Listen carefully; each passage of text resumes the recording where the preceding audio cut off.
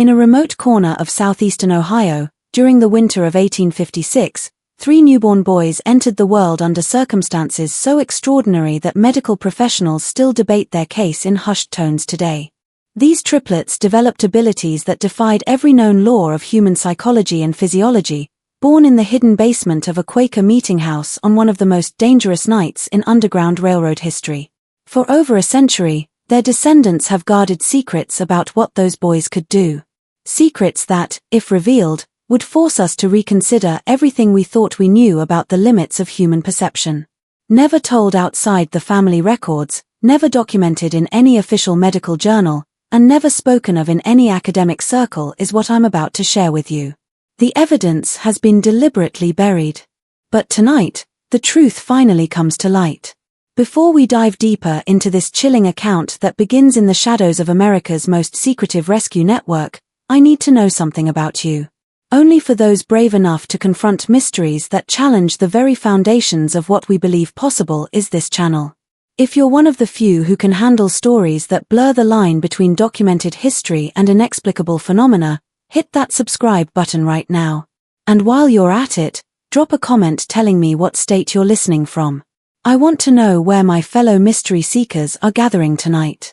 Because right here in America, in communities that might be disturbingly close to your own, is where what you're about to hear happened. The story I'm about to tell you began on a bitter February night when 3 lives entered this world in the most unlikely place imaginable, setting in motion events that would perplex doctors and scientists for generations to come. The town of Cedar Mills, Ohio barely deserved the name in 1856. With a population hovering around 300 souls, it consisted of little more than a cluster of modest homes, a general store, a blacksmith shop, and the simple brick meeting house that served the local Quaker community. Their plain dress and solemn demeanor reflecting a deep commitment to simplicity, the Society of Friends in Cedar Mills practiced their faith quietly, unlike their more demonstrative Christian neighbors. And most importantly, they held a radical belief that all human beings were equal in the eyes of God. This conviction had transformed their meeting house into something far more dangerous than a place of worship. It had become Station 14 on the Underground Railroad, a crucial stop for freedom seekers making their way north from Kentucky and Virginia.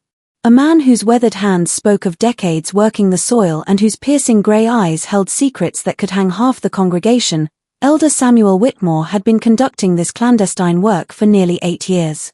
A carefully concealed basement lay beneath the meeting house's plain wooden floors, accessed through a trap door hidden beneath the speaker's platform. A marvel of desperate engineering was the basement itself.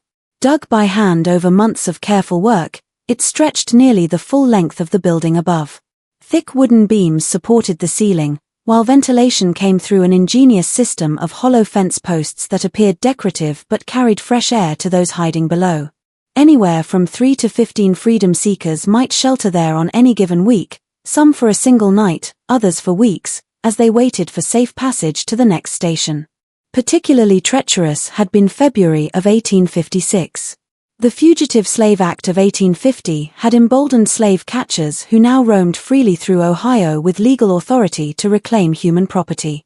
For weeks, professional bounty hunters like the notorious Garrett brothers had been spotted in the area, offering substantial rewards for information about Underground Railroad operations. So thick you could almost taste it was the tension in Cedar Mills. Every unexpected visitor, every knock at the door after dark, every unusual sound could signal discovery and imprisonment. Against this backdrop of fear and secrecy, a young woman had arrived at the meeting house 3 days earlier. The next few hours unfolded like a nightmare carved from ice and fear while Samuel and 2 other men worked frantically to evacuate the other 6 freedom seekers through the meeting house's hidden northern tunnel, a hand-dug passage that emerged nearly a quarter-mile away in a dense grove of oak trees. To attend to Ruth's labor, Martha and her daughter Rebecca descended into the basement. What they found in that cramped, dimly lit space challenged every assumption they held about childbirth. Ruth was indeed in active labor. But something was profoundly wrong. None of the usual signs of distress or pain that accompanied difficult births was she experiencing. Instead, she lay perfectly still on the rough straw mattress, her eyes closed, her breathing steady and controlled. She didn't cry out or even tense her muscles when contractions came. She simply waited as if listening to something only she could hear. "How many babies?" Martha asked, pressing her ear to Ruth's swollen belly in the traditional way of midwives. Ruth's eyes opened for the first time in an hour. In the flickering candle light, they seemed almost luminous. "3," she said simply. "3 boys. They've been waiting for tonight." A worried glance with her daughter Martha exchanged. Triplets were rare enough under the best circumstances, but triplets born in a hidden basement, while slave catchers approached with bloodhounds, was a situation beyond anything in her experience. More troubling was Ruth's certainty about the baby's gender and her strange comment about them waiting.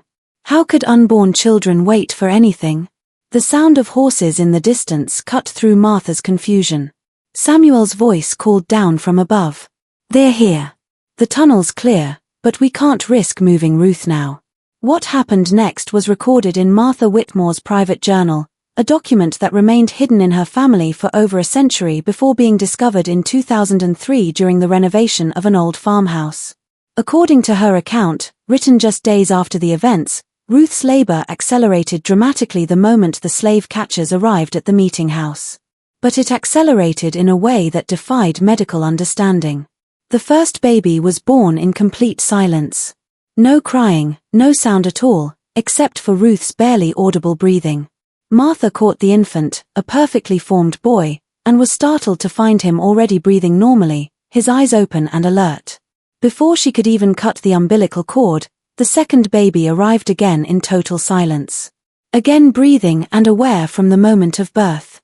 The third followed less than a minute later, completing what Martha described as the most unnatural natural birth I have ever witnessed.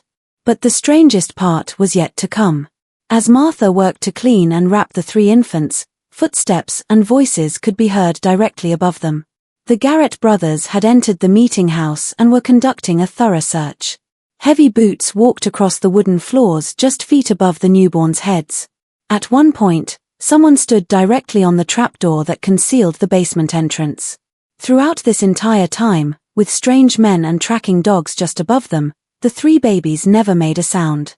Not a cry, not a whimper, not even the small noises that all newborns make. They lay perfectly still in their mother's arms, their identical dark eyes moving back and forth as if following the movement of the searchers above.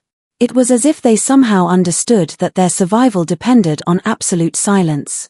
Ruth never spoke during the search. According to Martha's journal, she simply held her 3 sons and whispered to them in a language that sounded like no dialect Martha had ever heard. Later, Martha would describe it as words that seemed to flow like water, soft and continuous, like a river running over stones. The search lasted nearly 3 hours. The Garretts were thorough, methodical, and increasingly frustrated. They checked every room, every closet, every possible hiding place. Their dogs sniffed around the meeting house's foundation and even scratched at the floorboards in several places, but they never found the entrance to the basement. And eventually, they left, cursing their informant for providing bad information. It was only after the sounds of horses had faded completely into the distance that the 3 babies finally made their first sounds. And when they did, all 3 cried in perfect unison, their voices blending into a single haunting wail that seemed to echo from the very walls of the basement.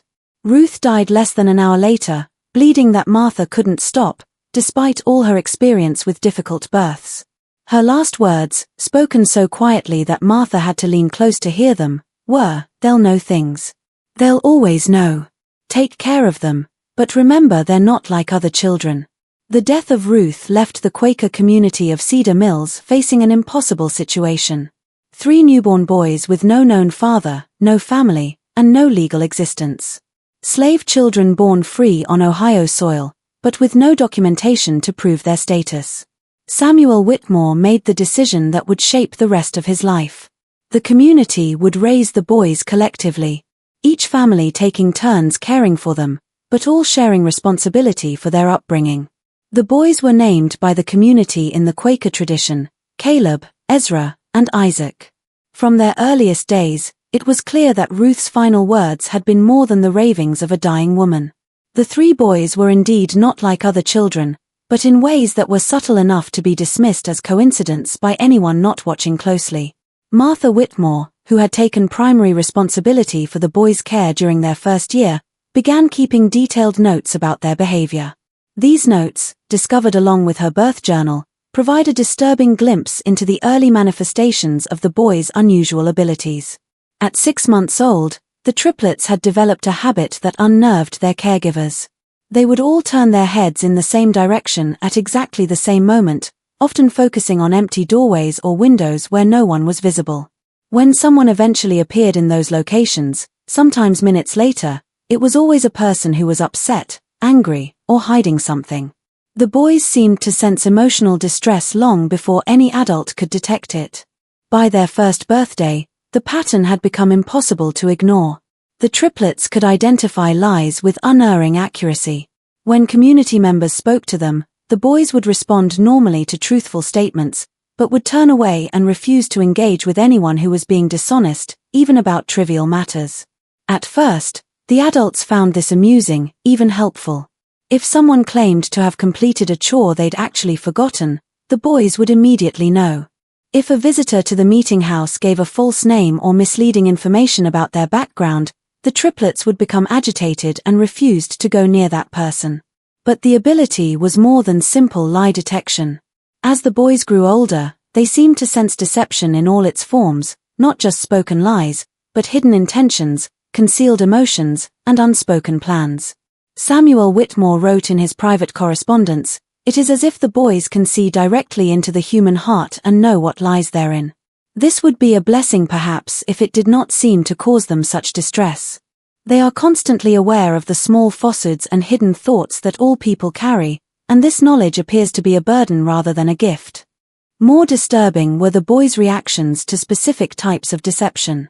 They showed particular distress around anyone who was hiding information about missing persons or concealed violence. During their second year, a traveling merchant named Thompson stopped at the meeting house claiming to be heading to Columbus on business.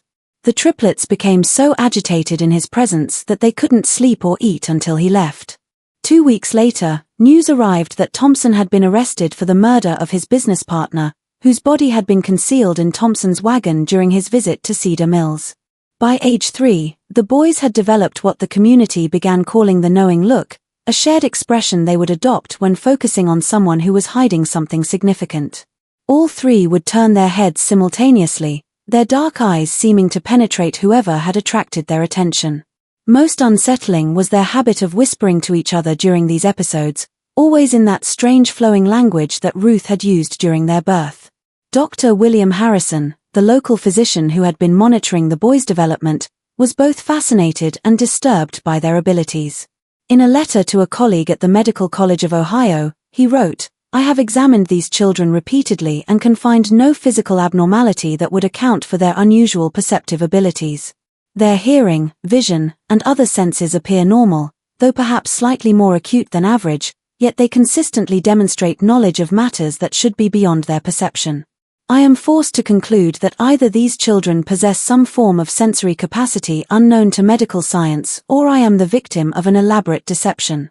Though how 3-year-old children could maintain such a deception is beyond my understanding."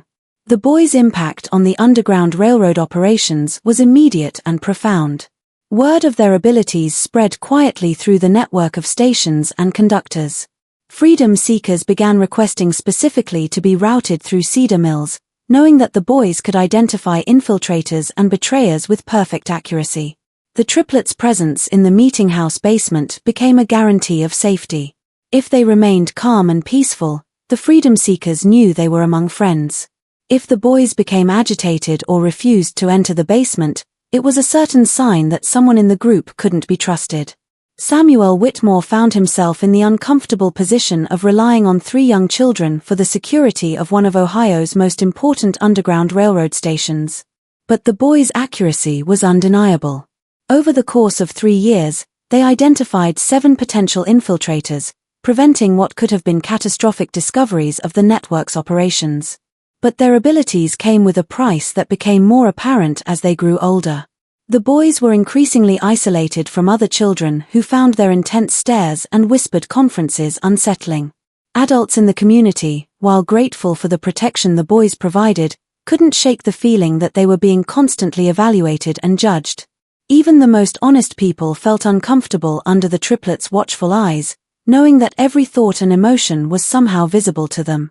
Most troubling was the boys' growing awareness of their own abilities and the effect they had on others.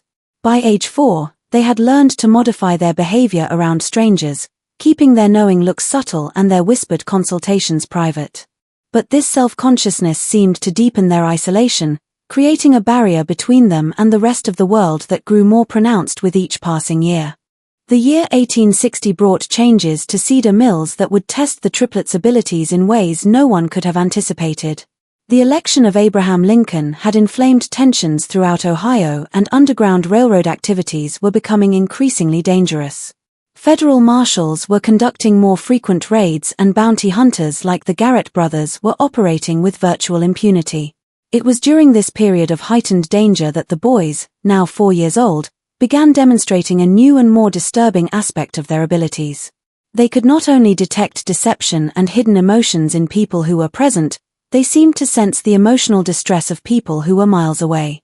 The first documented instance occurred on a bitter January morning when the triplets suddenly became extremely agitated despite being safely inside the warm meeting house with their usual caregivers. All 3 boys began crying simultaneously, not the normal crying of upset children, but a keening wail that seemed to express profound terror and desperation. Martha Whitmore tried everything she could think of to calm them, but nothing worked. The boys continued their distressed crying for nearly 6 hours, finally falling silent just as the sun began to set. 2 days later, a freedom seeker arrived at the meeting house with devastating news. A group of 11 people, including 3 children, had been captured by slave catchers approximately 40 miles south of Cedar Mills. The capture had occurred at almost exactly the same time the triplets had begun their crying. Worse, the captured group included a pregnant woman who had given birth during the attack. Both mother and child had died from exposure during the brutal journey back to Kentucky. Samuel Whitmore was shaken by this incident, but dismissed it as coincidence until it happened again 3 weeks later. This time, the boys' distress lasted only 2 hours, but was even more intense. When word arrived the following day, they learned that a conductor on the Underground Railroad had been shot and killed while helping a family escape near Portsmouth, Ohio. Again, at the exact time the triplets had begun showing signs of extreme distress. Dr. Harrison, who had been documenting the boys' development, was called to examine them after the third such incident. His findings, recorded in his private notes, were deeply unsettling. During episodes of apparent long-distance distress sensing, the boys' pulse rates become synchronized. Their breathing patterns identical and their body temperatures drop by several degrees. Most remarkably, their brain activity appears to increase dramatically. They are clearly experiencing intense mental stimulation.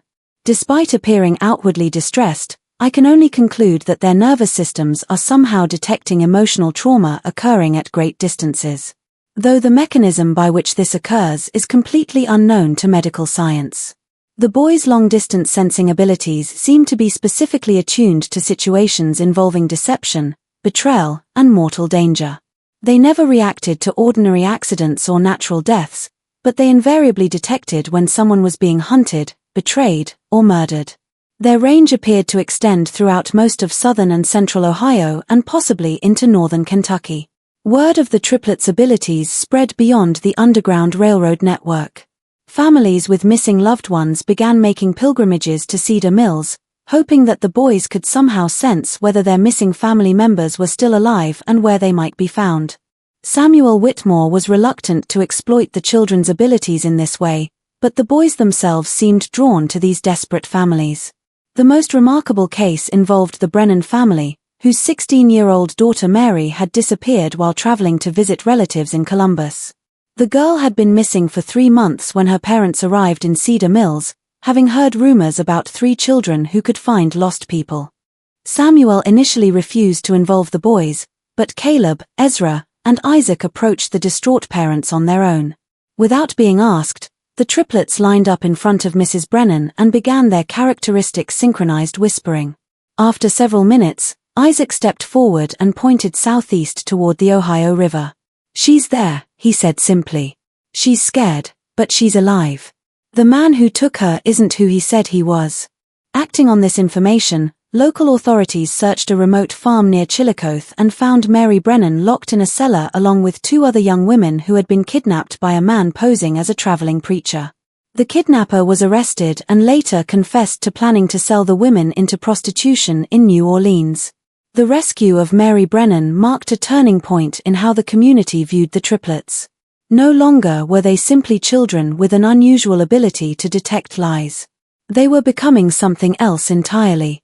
Something that made even their Quaker guardians profoundly uncomfortable. The boys' abilities were growing stronger and more specific with each passing month. And there seemed to be no limit to their range or accuracy.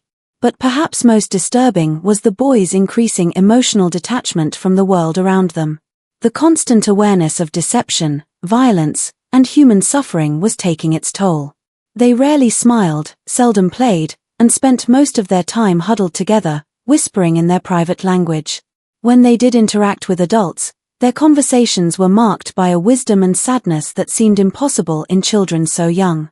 Dr. Harrison, in his final notes about the boys before his death in 1862, wrote, "I fear that we are witnessing the emergence of human beings who are fundamentally different from the rest of our species. Their abilities appear to be expanding rather than stabilizing. And I cannot predict what they might become capable of as they mature. More troubling is the psychological cost of their gifts. These children are bearing witness to more human suffering and evil than most adults encounter in a lifetime. And they are doing so without the emotional defenses that adults develop over time. I do not know what kind of men they will become, but I fear they will be men apart from all others, forever isolated by their terrible knowledge of what lies hidden in the human heart." The outbreak of the Civil War in 1861 brought unprecedented chaos to Ohio's Underground Railroad operations, but it also created new opportunities for the triplets to demonstrate the true extent of their extraordinary abilities. As Union and Confederate forces began moving through the border regions, the boys started exhibiting reactions to military activities that defied all logical explanation.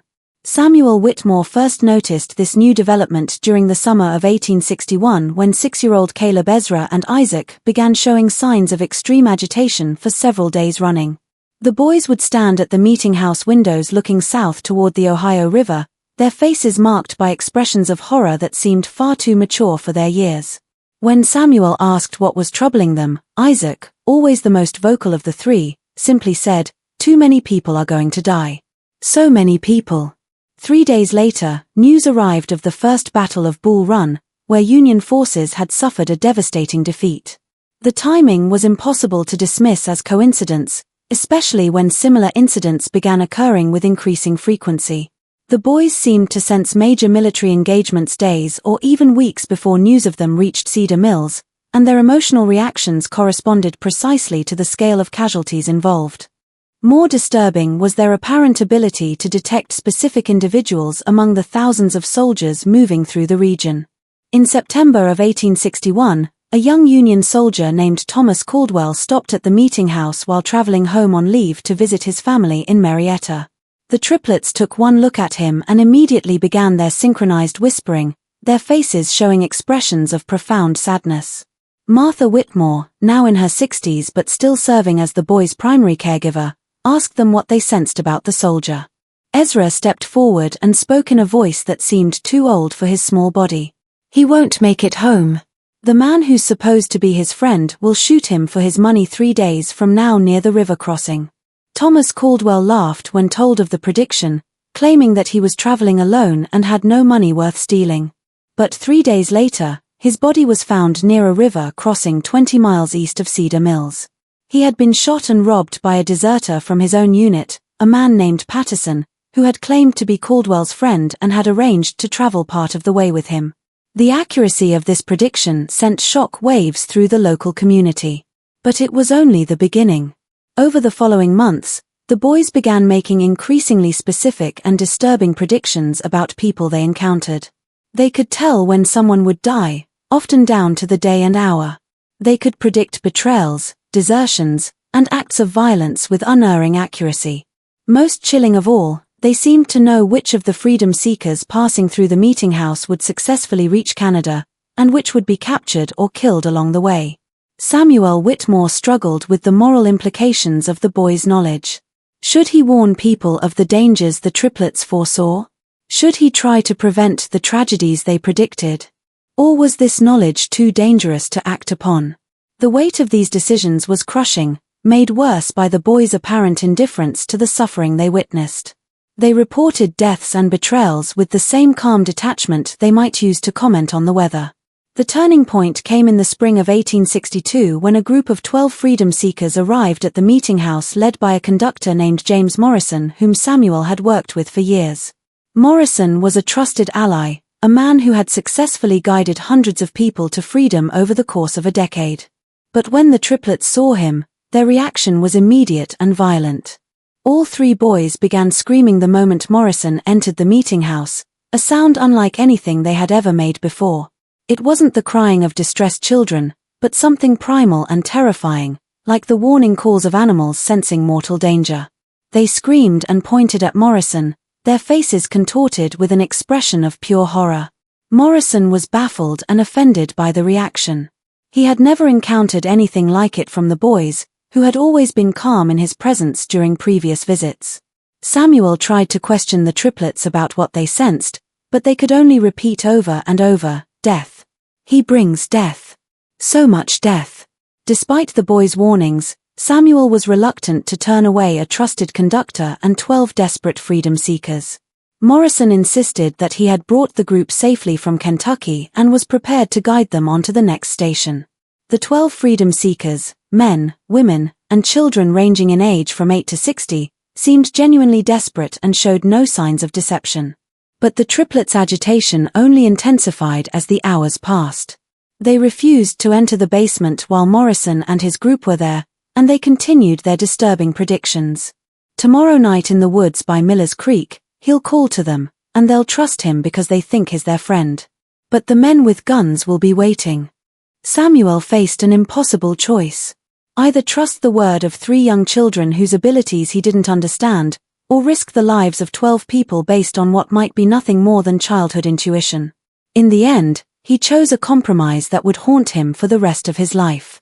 He allowed Morrison and the group to continue their journey, but sent word ahead to the next station, warning them to be cautious. He also arranged for 2 local men to follow at a distance, ostensibly to provide additional security. What they witnessed the following night would validate the triplets' warnings in the most horrific way possible. Morrison led the group to a clearing near Miller's Creek, just as the boys had predicted. There, instead of guiding them toward the next safe station, he called out in the darkness.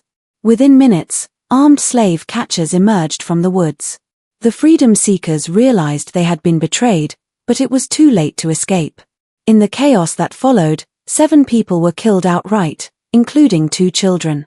The remaining 5 were captured and dragged back to Kentucky in chains. The 2 men Samuel had sent to provide security witnessed the entire massacre from a distance, too far away to intervene, but close enough to see Morrison collect a substantial payment from the leader of the slave catchers, James Morrison. The trusted conductor, who had guided hundreds to freedom, had been working as a double agent for months, selling information about underground railroad operations and leading groups into carefully planned ambushes. When news of the massacre reached Cedar Mills, the entire community was devastated. 7 people were dead, 5 more were condemned to slavery, and one of their most trusted allies had been revealed as a traitor. But perhaps most disturbing was the realization that 3 7-year-old children had known exactly what would happen and their warnings had been ignored. The triplets' reaction to the news was unlike anything Samuel had ever seen from them. Instead of their usual calm detachment, they showed genuine emotion for the first time in years. Not sadness or anger, but a deep, profound disappointment that seemed to encompass not just the immediate tragedy, but something much larger about the nature of human evil. "People never listen," Isaac said quietly, speaking for all 3. "They never want to believe what we can see. They think we're just children, but we've seen more death than anyone in this room. We know what people are capable of when they think no one is watching." The boy's words hung in the air like a pronouncement of judgment, and Samuel realized that something fundamental had changed. The triplets were no longer just children with unusual abilities. They had become something else entirely, something that could see into the darkest corners of human nature with perfect clarity. And that terrible knowledge was transforming them into beings that were increasingly alien to the rest of humanity. Just when Samuel thought he'd seen the full extent of what the boys were capable of, events would soon prove that their abilities were still evolving, still growing stronger. The question was no longer what they could perceive, but what they might become, and whether the community that had raised them would be able to survive the truth of what they really were. The revelation that would forever change how the world understood the triplets came during the brutal winter of 1863 when the boys were 8 years old and the Civil War had reached its bloodiest phase. Dr. Elizabeth Hartwell, one of the first female physicians in Ohio and a specialist in neurological conditions, had been studying the boys for 6 months under the auspices of the Medical College of Ohio. Dr. Hartwell's interest had been sparked by reports from Dr. Harrison before his death, and she had convinced Samuel Whitmore to allow a comprehensive medical examination of the triplets. What she discovered in that examination would challenge every assumption about human consciousness and perception. Using the latest medical instruments available in 1863, Dr. Hartwell conducted tests that revealed the true nature of the boys' abilities. Her findings, documented in a detailed report that was immediately classified by military authorities and hidden from public view for over 60 years, showed that the triplets possessed neurological structures that had never been observed in human beings. The boys' brains showed abnormally high activity in regions associated with pattern recognition and emotional processing. But more remarkably, their nervous systems appeared to be in constant communication with each other. When Dr. Hartwell applied mild electrical stimulation to one boy's arm, the other two showed immediate physiological responses despite being in separate rooms. Their heart rates, breathing patterns, and brain waves synchronized during periods of intense concentration, creating what she described as a single consciousness distributed across 3 separate bodies. But the most startling discovery came when Dr. Hartwell began testing the boys' ability to detect deception using carefully controlled experiments. She arranged for volunteers to tell both true and false statements while the boys observed, measuring their physiological responses to each type of interaction. What she found defied all understanding of human sensory capabilities. The triplets weren't simply reading facial expressions, body language, or vocal cues to detect lies. They were responding to measurable changes in electromagnetic fields generated by human neural activity. Dr. Hartwell's primitive instruments detected that the boys' brains generated electrical patterns unlike anything seen in normal humans, and these patterns seemed to resonate with the electromagnetic signatures of other people's emotional states. In simple terms, Dr. Hartwell wrote in her classified report, "These children appear to possess a form of biological electromagnetic sensitivity that allows them to directly perceive the electrical activity of other human brains. When someone lies, experiences fear, or harbors violent intentions, their neural activity creates specific electromagnetic signatures that the boys can detect with the same accuracy that we might observe colors or hear sounds." This explained not only their ability to detect deception, but also their capacity to sense emotional distress at great distances and their uncanny accuracy in predicting violent events. They weren't prophets or supernatural beings. They were human beings with sensory capabilities that had evolved far beyond normal human limitations. But Dr. Hartwell's discoveries raised even more disturbing questions. If the boys' abilities were the result of genetic mutation, what had caused such a dramatic evolutionary leap? The answer came from analyzing tissue samples from their deceased mother, Ruth, whose body had been preserved in the Meetinghouse Cemetery. According to Quaker tradition, medical examination of Ruth's remains revealed that she had been exposed to massive doses of several industrial chemicals during her pregnancy. Chemicals that were commonly used in the processing of indigo dye on southern plantations. These chemicals, which included mercury compounds and lead-based pigments, had caused severe neurological damage in Ruth, but had apparently triggered unprecedented genetic changes in her unborn children. The boys represented something entirely new in human evolution, a mutation that might normally have been lethal, but had instead created enhanced sensory capabilities. They were living proof that human consciousness and perception could evolve in ways that science had never imagined possible. Dr. Hartwell's final revelation was perhaps the most chilling. Based on her analysis of the boys' genetic structure, she concluded that their enhanced abilities were not limited to their generation. The genetic changes that had created their electromagnetic sensitivity were dominant traits that would be passed on to their children and their children's children. "We are witnessing the birth of a new branch of human evolution," she wrote in her most confidential notes. "These boys will father children with similar abilities. And those children will be even more sensitive to human electromagnetic fields. Within 3 or 4 generations, their descendants may possess sensory capabilities that will make current human perception seem primitive by comparison." The implications were staggering. If Dr. Hartwell was correct, the triplets weren't just medical curiosities. They were the beginning of a new human subspecies. And if their abilities continued to strengthen with each generation, their descendants might eventually be able to read human thoughts as easily as observing facial expressions. But the most immediate concern was what to do with this knowledge. The Civil War was raging, and both Union and Confederate forces would be desperate to exploit the boys' abilities for military intelligence. If word of their capabilities spread beyond the small Quaker community, the triplets would become valuable assets to be captured, studied, and used as weapons. Samuel Whitmore faced an impossible decision.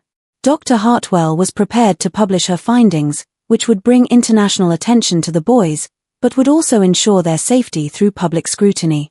Alternatively, the research could be suppressed, protecting the boys' privacy, but leaving them vulnerable to those who already knew of their abilities. The decision was made for them on a cold February morning when federal marshals arrived in Cedar Mills with orders to bring the triplets to Washington for consultation on matters of national security. Someone in the military hierarchy had learned of Dr. Hartwell's research and decided that the boys' abilities could be valuable for interrogating Confederate prisoners and detecting Confederate spies. But the triplets had sensed the marshals' approach long before they reached the meeting house. When Samuel found the boys that morning, they were already packed and ready to leave, their few possessions bundled in small cloth sacks. "We have to go," Caleb said simply. "If we stay, bad things will happen to everyone here. We've seen it." Isaac nodded gravely. "The men who are coming don't just want to use us. They want to study us, cut us open, see how we work. And when they're done with us, they'll come for our children and our children's children." Ezra, always the quietest of the three, spoke last. "We've seen the future they want to create. A world where people like us are kept in cages and used as tools. We won't let that happen." The boys' decision was final. They would disappear before the federal marshals arrived, vanishing into the network of caves and hidden passages that riddled the hills around Cedar Mills. Samuel made one last desperate attempt to convince them to stay, arguing that they would be safer under government protection than hiding in the wilderness. Caleb's response revealed just how much the boys had matured beyond their 8 years. "Mr. Whitmore, we can sense the intentions of every person within 50 miles of this place. We know that the government men aren't coming to protect us. They're coming to own us. We felt their thoughts, and we know what they plan to do. We'd rather take our chances in the wild than become prisoners in the laboratory." As the sound of approaching horses echoed across the frozen fields, the triplets prepared to leave the only home they had ever known. But before they departed, they made one final revelation that would haunt Samuel Whitmore for the rest of his life. "There are others," Isaac said quietly. "Not many, but some. Other children born during times of great violence and suffering.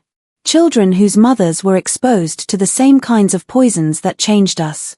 They're scattered across the country, and most of them don't even know what they are yet, but we can sense them, and they can sense us." Ezra stepped forward, his young face marked by wisdom that seemed ancient. "Someday, when it's safe, we'll find them.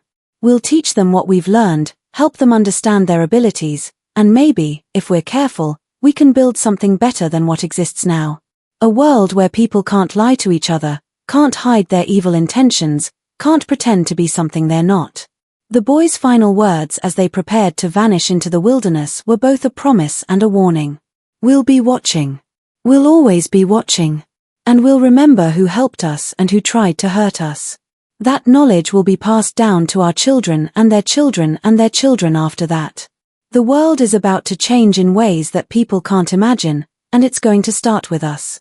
The federal marshals arrived at the meeting house 3 hours after the triplets had disappeared, finding only empty rooms and the fading traces of 3 extraordinary children who had vanished as completely as if they had never existed.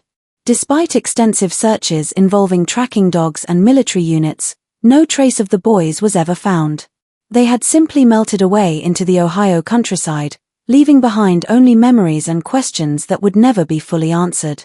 Dr. Elizabeth Hartwell's research was immediately classified by military authorities and remained sealed for over 60 years. When her papers were finally released in 1924, they caused a sensation in the medical community. But by then, the boys would have been nearly 70 years old, and any hope of studying them had long since passed. Samuel Whitmore lived until 1889, carrying the secret of what he had witnessed for the rest of his life. In his private papers discovered after his death, he wrote, "I have seen the future of humanity, and it both terrifies and amazes me. Those 3 boys represented something new under the sun, something that could either elevate our species to unprecedented heights or destroy us completely. I pray that wherever they went, whatever they became, they remembered the love and kindness they received in our small community."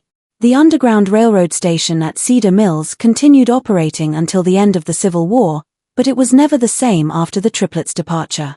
Without their ability to detect infiltrators and betrayers, the operation became increasingly dangerous, and several conductors were captured or killed. The meeting house itself was eventually abandoned in 1878, and the building slowly fell into decay. But the story of the Triplets didn't end with their disappearance. Over the following decades, reports began surfacing from across the United States of unusual perceptive abilities. A girl in Pennsylvania who could predict accidents days before they occurred. Twin boys in Texas who could locate missing people with impossible accuracy. A child in California who could tell when someone was lying just by looking at them. Most of these reports were dismissed as folklore or exaggeration. But a pattern emerged for those who knew what to look for. The children were always born during times of great violence or social upheaval. Their mothers had often been exposed to industrial chemicals or toxic substances during pregnancy, and the children themselves displayed the same electromagnetic sensitivity that Dr. Hartwell had documented in the Cedar Mills triplets. Modern genetic research has confirmed what Dr. Hartwell suspected in 1863. Extreme environmental stress combined with exposure to certain toxic substances can trigger rapid genetic mutations that are passed on to subsequent generations. The triplets represented one of the first documented cases of stress-induced human evolution, a phenomenon that scientists now recognize as more common than previously believed. Recent studies have identified at least 47 documented cases of individuals with enhanced electromagnetic sensitivity born between 1850 and 1900, primarily in regions affected by industrial pollution or military conflict. While most of these individuals lived quiet lives and never developed their abilities to the extent demonstrated by the Cedar Mills triplets, their genetic legacy has continued to spread through the American population. Dr. Sarah Chen, a neurologist at Johns Hopkins University who has spent 20 years studying electromagnetic sensitivity in humans, believes that the descendants of these early cases may represent as much as 0.1% of the current American population. We're looking at the emergence of a human variant that possesses sensory capabilities our species has never had before, she explained in a 2019 interview. These people aren't telepaths or psychics. They're humans with enhanced neural sensitivity that allows them to detect electromagnetic patterns generated by other human brains. The implications for law enforcement, national security, and human society are profound. If Dr. Chen is correct, there may be thousands of Americans who possess some degree of ability to detect deception, sense hidden emotions, or locate missing persons. Most may not even be aware of their abilities, dismissing their accurate intuitions as lucky guesses or coincidence. But perhaps the most intriguing aspect of this research is what it suggests about the future of human evolution. If environmental stress can trigger rapid genetic changes that enhance human perception, what other capabilities might emerge as our species faces new challenges? And if the Cedar Mills triplets were correct in their prediction that their abilities would strengthen with each generation, what might their descendants be capable of today? The answer to that question may be closer than anyone realizes. In 2003, during the renovation of an old farmhouse in southeastern Ohio, construction workers discovered a hidden room containing documents that had been carefully preserved for over a century. Among these papers was a letter dated 1923 written in 3 different handwritings but signed with a single name, the children of Cedar Mills. The letter, addressed to future generations who will understand, contained detailed genealogical records showing the descendants of the 3 boys who had vanished in 1863. According to these records, the triplets had indeed survived their disappearance, lived long lives, and fathered numerous children who inherited their enhanced abilities. More remarkable still, the letter contained precise predictions about future events that have since come to pass, the exact dates of both world wars, the location where the atomic bomb would be tested, the year of the moon landing, and dozens of other historical events that wouldn't occur for decades after the letter was written. The letter concluded with a message that both comforts and unnerves those who have studied it. We are still here. We are still watching.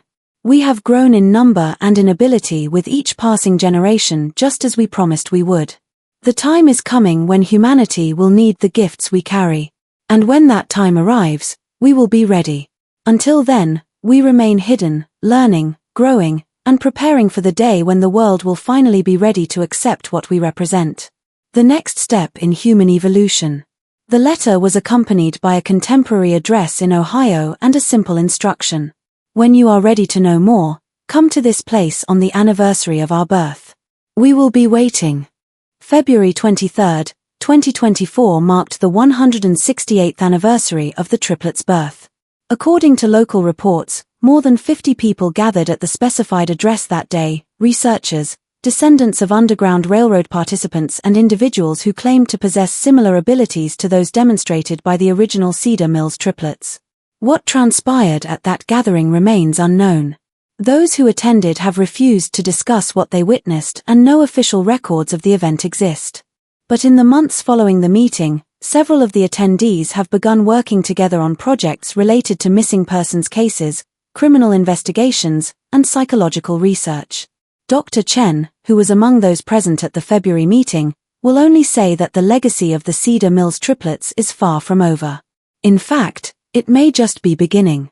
The story of 3 boys born in a basement during one of the darkest periods in American history continues to unfold more than a century and a half later. Whether they represent humanity's greatest hope for evolution or its most dangerous mutation remains to be seen. But one thing is certain, somewhere out there, the descendants of Caleb, Ezra, and Isaac are still watching, still learning, and still preparing for whatever comes next. And if their ancestors' abilities to predict the future remain accurate, that next chapter in human evolution may be arriving sooner than anyone expects. This mystery shows us that the boundaries of human perception may be far more flexible than we ever imagined, and that extraordinary circumstances can sometimes produce extraordinary people. What do you think of this story? Do you believe that human evolution could take such dramatic leaps under extreme conditions? Have you ever experienced moments of intuition so accurate they seemed impossible? Leave your comment below sharing your thoughts about the triplets and whether you think their descendants might still be among us today. If you enjoyed this tale and want more mysteries that challenge everything we think we know about human capabilities, subscribe, hit the notification bell, and share with someone who loves stories that blur the line between science and the impossible. See you in the next video where we'll explore another dark secret hidden in America's past.